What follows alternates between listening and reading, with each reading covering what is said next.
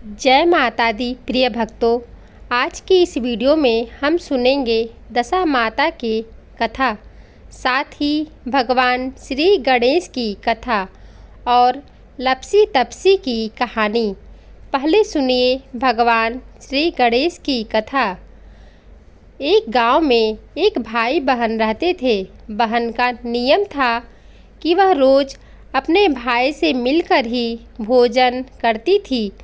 समय बीतने के साथ वह अपनी ससुराल चली गई, लेकिन वह अपने भाई से मिलने के लिए हमेशा रास्ते में रुकती और भगवान गणेश की मूर्ति के सामने हाथ जोड़कर यही प्रार्थना करती, हे गणेश जी, मेरे जैसा अमर सुहाग और पीहर सबको देना। एक दिन रास्ते में उसके पैर में जंगल की झाड़ियों के कांटे चुभ गए और वह अपने भाई से मिलने पहुंची। उसकी भाभी ने उसके पैरों को धोकर आराम दिया, लेकिन उसने गुस्से में आकर कहा, तुम्हारा भाई अपनी बहन की तकलीफ़ नहीं देखता।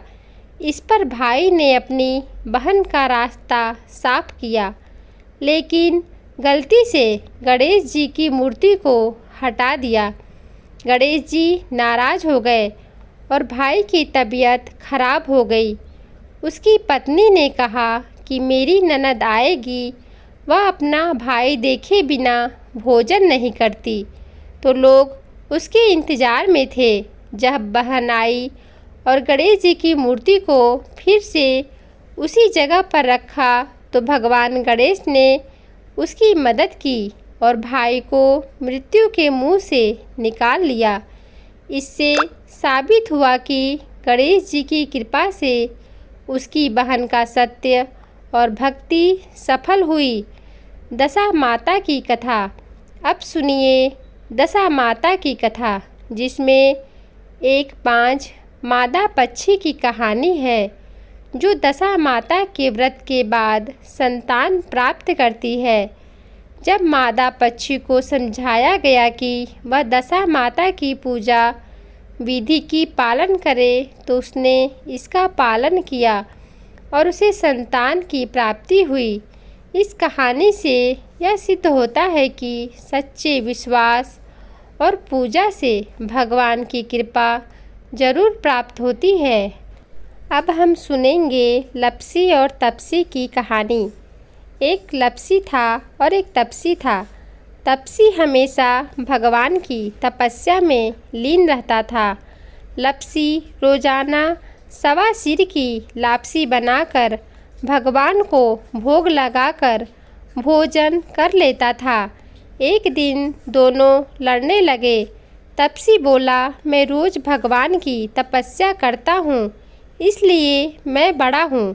लपसी बोला, मैं रोज़ भगवान को सवा सिर लापसी का भोग लगाता हूँ, इसलिए मैं बड़ा हूँ। नारद जी वहाँ से गुजर रहे थे।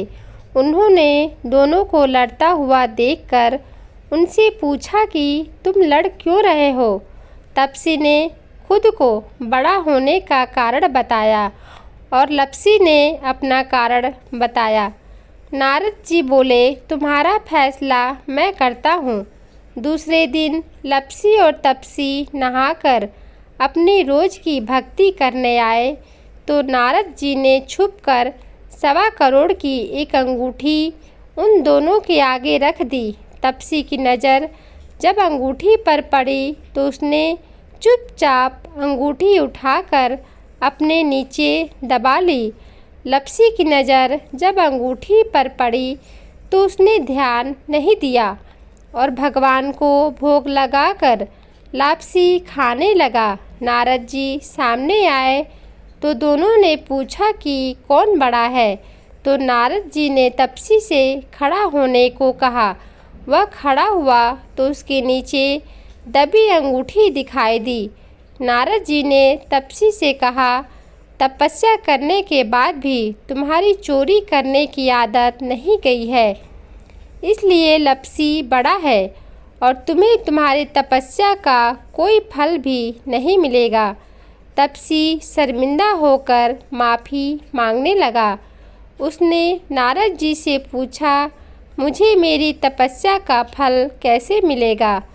नारद जी ने कहा, यदि कोई गाय है और कुत्ते को रोटी नहीं बनाएगा तो फल तुझे मिलेगा। यदि कोई ब्राह्मण को भोजन करवाकर दक्षिणा नहीं देगा तो वह फल भी तुझे मिलेगा। यदि कोई साड़ी के साथ ब्लाउज नहीं देगा तो फल तुझे मिलेगा। यदि कोई दिए से दिया जलाएगा तो फल तुझे मिलेगा। यदि कोई सारी कहानी सुने लेकिन तुम्हारी कहानी नहीं सुने तो फल तुझे मिलेगा।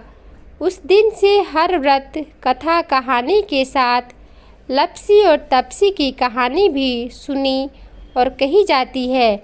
प्रिय भक्तजनों, आज की वीडियो अगर अच्छी लगी हो तो इस वीडियो को लाइक कीजिएगा, शेयर कीजिएगा। चैनल पर नए हैं तो चैनल को सब्सक्राइब कीजिएगा और दशा माता की कहानी 1 से 6 तक आप हमारे चैनल पर ज़रूर सुनिए। अंत में हम सभी भगवान गणेश जी और दशा माता से यही प्रार्थना करते हैं कि वे हमें अपना आशीर्वाद दें और हम सबकी मनोकामनाओं को पूरा करें। जय माता दी।